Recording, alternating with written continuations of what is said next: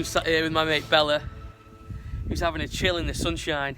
Very surreal times here at the farm with COVID-19, coronavirus.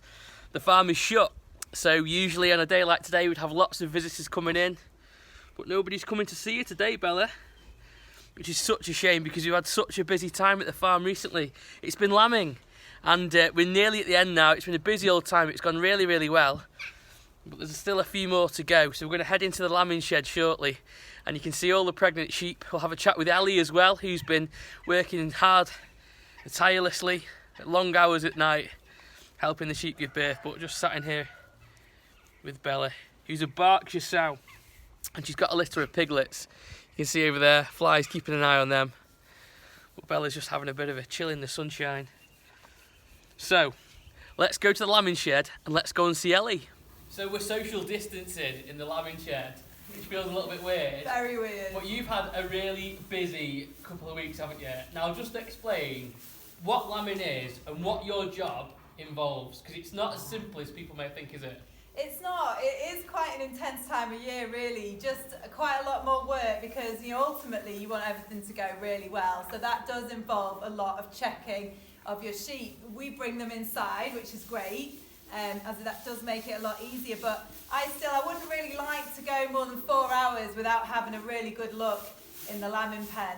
It's just if something's not presenting quite correctly and the ewe, starts labour but can't lamb because the lamb's not quite in the right position, you wouldn't want to leave her pushing really, for too long, or she just gets exhausted and the lamb is in stress. So what times have you been coming out then? Well, 4 hours. So if we do a late one, like 8ish, and then we'll do an 11, and then it's the 3 a.m. That is the killer, really, that one. And then someone's always in for 7. And that, if there's nothing doing at 11, I still wouldn't like to leave it longer than that 4 hours. If there's something looking like it might be thinking about lambing at 11, then I would even come in before 3, just in case. I'd only leave it a couple of hours, though. So they get moved into the pens at the back once they've lambed. Yeah. Then what happens?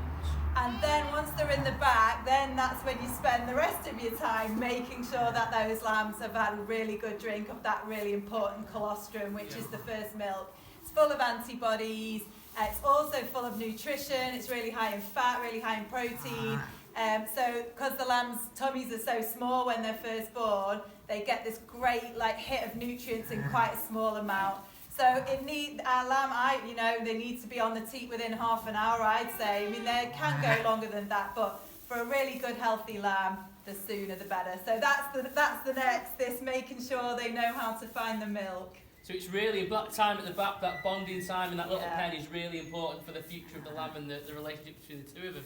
Really important, yeah. The smell of the lamb, the more the milk the lamb drinks, the more it smells like the ewe. That licking when it's first born is all cementing that bond between you and lamb, and those are really important times, really. Yeah. Well, I'm going to let you go and get some sleep. I can't believe I can articulate myself. I'm that sleep deprived. It's an amazing time of year, but it is really hard. Brilliant. Well done. Thank you, Sammy.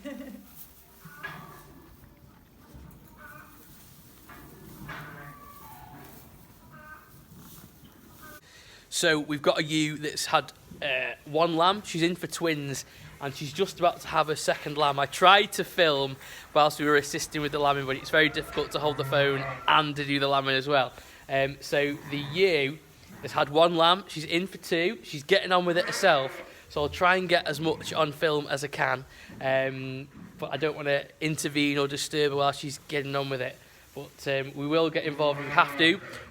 But it's such a special time this. You can feel the buzz. I watch any animal give birth, whether it's cows, pigs or sheep, and I still feel just as excited as when I was a small boy on the farm at home watching my dad and my Uncle John get in there and do it.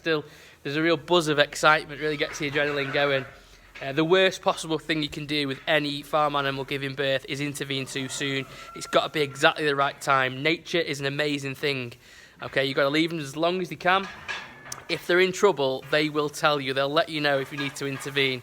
That sounds funny to say, but as a stockman, knowing your stock is the main thing, and they will let you know if you need to help. So not intervening too soon is the key, but being on hand just in case you need to. That's lovely.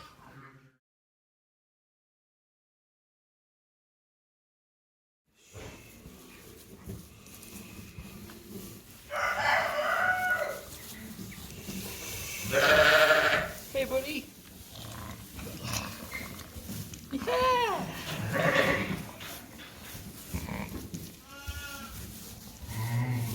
You okay? Wow. Good healthy heartbeat. Brilliant.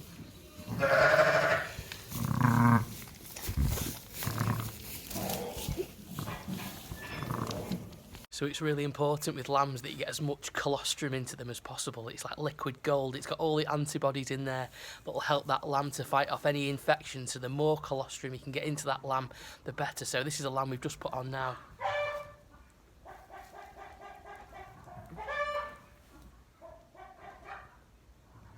And he's having a good drink off his mum. Nature is amazing.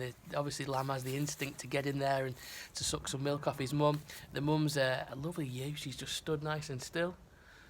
She's looking at her other lamb and Fly. The dog's knocking about, so she's obviously being quite protective. So just going to make sure this lamb gets plenty of milk.